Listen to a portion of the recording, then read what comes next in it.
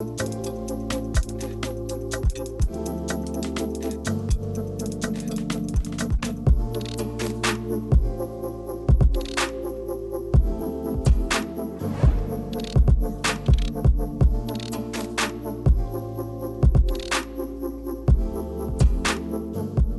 today I'm going to show you how to change battery on this new key for Kia.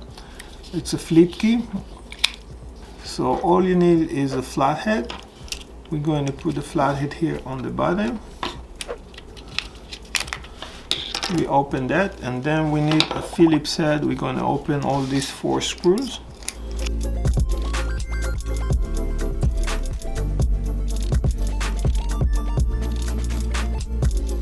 Make sure you don't lose any screw.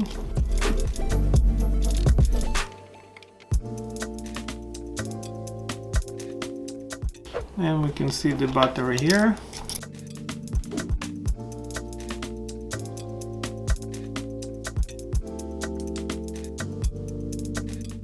I'm going to take it out. I'm going to put a new battery in there.